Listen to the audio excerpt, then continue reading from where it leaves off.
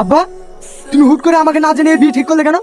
আমি বিয়ে করতে পারবো না। ও আমার অনেক আগেকার বন্ধু, আর আমি ওকে কথা দিয়েছি ওর মেয়ের সাথে তোর বিয়ে দেবো। তাই বলে কি আমার মতামতের কোনো দাম নেই? ওই ছেলেটা খুব ভালো, ওর সাথে তোর বিয়ে হলে তুই সুখেই থাকবি। আমি জানি ও অনেক ভালো ছেলে, কিন্তু কোনো কিন্তু না, আমি যখন একবার কথা দিয়ে ফেলেছি ওই মেয়ের সাথে তোর বিয়ে হবে। ঠিক আছে, আমিও দেখছি তুমি ওই মেয়ের সঙ্গে আবার কি করে বিয়ে দাও। আমি আজকে তোমার সঙ্গে দেখা করতে চাই। আমার আব্বু অন্য একটা ছেলের সঙ্গে আমার বিয়ে ঠিক করেছে। আমারও তো সেই একই কেস। আমার আব্বু তো তার বন্ধুর মেয়ের সঙ্গে আমার বিয়ে ঠিক করেছে। তাহলে এখন কি হবে? চলো আজকে আমরা রেজিস্ট্রি বিয়েটা করে ফেলি, তাহলে তো আমাদের আর অন্যদিকে বিয়ে দিতে পারছি না। কিন্তু কোনো কিন্তু না, আমি বহরমপুর রেজিস্ট্রি অফিসের সামনে দাঁড়িয়ে থাকবো, তুমি বিকাল 4টের সময় চলে আসবো। কি ব্যাপার, ওই ছেলেটা এখানে কেন? আর আমাকে দেখে লুকালোই বা কেন? নিশ্চয়ই আব্বু ওকে পাঠিয়েছে আমাকে গার্ড দেওয়ার জন্য। কি ব্যাপার, এই মেয়েটা এখানে? তাহলে কি আব্বা পিছু নিতে বলেছে? কি করবো এখন?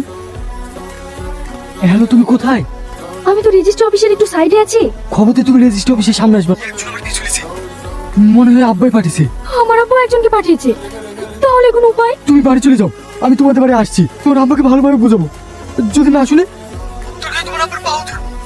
ঠিক আছে। বাড়ির লোকেশনটা আমার হোয়াটসঅ্যাপে সেন্ড করো। ঠিক আছে। ঘুরি ফিরি একই জায়গায় কেন পাঠাচ্ছে? সেটা গুগল কি ট্রাল হয়ে গেল নাকি? উল্টো পাল্টা লোকেশন দেখাচ্ছে।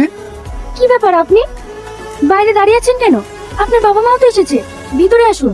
আব্বা মা কি জন্য এসছি? আপনার আর আমার বিয়েটা ক্যান্সেল করতে এসেছে। ঠিক আছে, আমি আসছি। হ্যালো, তুমি কোথায় আছো?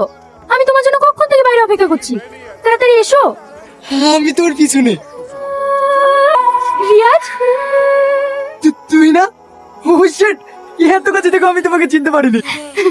দেখ সেলিম, এখনকার যা ছেলে মেয়ে, তাদের অমাতে আমরা কিছুতেই বিয়ে দিতে পারবো না। আমার ছেলে তোর মেয়েকে বিয়ে করতে চাইছে না। আমার মেয়েও সে একই কথা বলছে ভাই। জোর করে বিয়ে দিয়ে তো আর সংসার করানো যায় না। আমরা বন্ধু বন্ধু হয়ে থাকবো, বিয়ে হওয়াটা আর আমাদের কপালে নাই। আচ্ছা আব্বা, আমি রিয়াজকে বিয়ে করব। হ্যাঁ আব্বা, আমি তুহিনাকে বিয়ে করব। তুই যে বললি একটা মেয়েকে ভালোবাসিস, তাকে ছাড়া তুই অন্য কাউকে বিয়ে করবি না।